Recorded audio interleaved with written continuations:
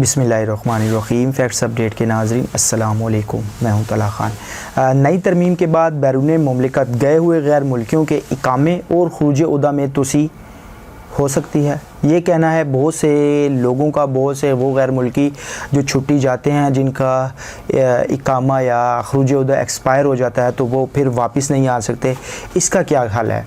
बहुत से लोग इस बारे में सवालात पूछते हैं, तो हम आपको बताते चलें कि सऊदी अरब से बाहर गए हुए गैर मुल्कियों के खुरूज उहदा की मुद्दत में तोसी के लिए लाजमी है कि इनका इकामा भी कारआमद हो। यानी जिन लोगों का खुरूज उहदा वीज़ा यानी कि छुट्टी पर जाते हैं उस टाइम पर वापस नहीं आ पाते, तो वो वैलिडिटी जो है वो मुकीम के ऊपर आपकी एक्सपायर हो चुकी होती है, तो उसके लिए लाजिम है कि आपका इकामा जो है वो कारआमद हो, आपके इकामे की जो डेट है वो भी पड़ी हो, वो इकामा एक्सपायर ना हो।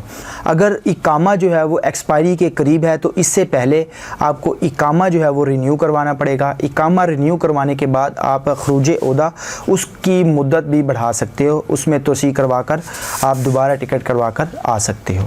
इसके ऊपर जवाज़ात का भी यही कहना है कि खुरूज उहदा पर मुमलिकत से बाहर गए हुए गैर मुल्की अफराद के खुरूज उहदा की मुद्दत में तोसी इनके इकामे की मुद्दत से मशरूत होती है।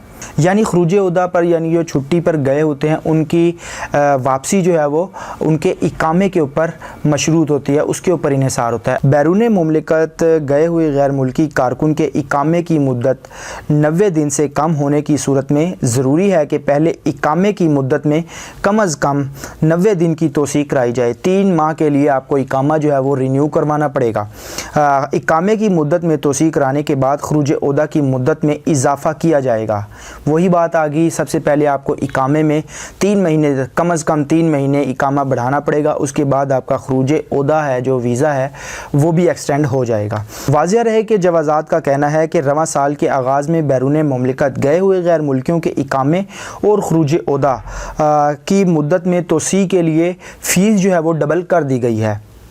नए सिस्टम के तहत कबल खुरूज उहदा की माहाना फ़ीस जो है वो 100 रियाल थी, जो मुमलिकत से बाहर गए हुए गैर मुल्कियों के लिए वसूल की जाती थी, जबकि नए निज़ाम के नफाज के बाद अब ये फ़ीस 200 रियाल माहाना कर दी गई है। यानी अगर आप पाकिस्तान हो, इंडिया हो, बांग्लादेश हो, वहाँ पे आपका खुरूज उहदा एक्सपायर हो जाता है तो उसको रिन्यू करवाने के लिए जो पहले 100 रियाल लगता था, अब वो उसकी फ़ीस जो है वो दोगुना कर दी गई है, यानी कि 200 रियाल कर दी गई है।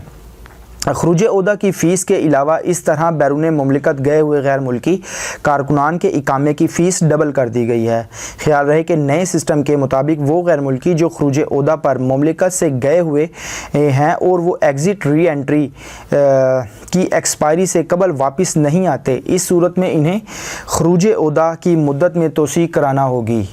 यानी कि जो लोग एग्ज़िट री एंट्री नहीं गए, यानी कि फाइनल खुरूज नहाई लगवा कर नहीं गए और खुरूज उहदा पर गए हैं और वो वापस नहीं आते, तो ऐसी सूरत में उनको कभी भी आना अगर है सऊदी अरब दोबारा आना है तो उनके लिए ज़रूरी है कि वो खुरूज उहदा अपनी तोसी करवा कर, इकामे में तोसी करवा कर वापस आकर यहाँ से खुरूज नहाई लगवा कर वापस जा सकते हैं। ताहम इस हवाले से ये सहूलत है कि इकामा की तजदीद समाही बुनियाद पर कराई जा सकती है, जिससे ये आसानी होगी कि 3 माह की फ़ीस ही अदा करनी होगी, जबकि इस सहूलत से कबल इकामा की कम अज़ कम 12 माह की फ़ीस अदा की जाती थी। अब ये 3 माह के लिए भी अभी इकामे की फ़ीस जो है वो अदा की जा सकती है। इकामा 3 महीने के लिए भी आपको पता है कि नए कानून के तहत इकामा 3 माह के लिए भी एक्सटेंड हो जाता है। तो दुआओं में याद रखिएगा दोस्तों, अगर वीडियो अच्छी लगी है तो इसको जितना हो सकता है शेयर करें अपने दोस्तों के साथ, और जो सऊदी अरब में हमारे परदेसी भाई हैं उनके साथ। दुआओं में याद रखिएगा।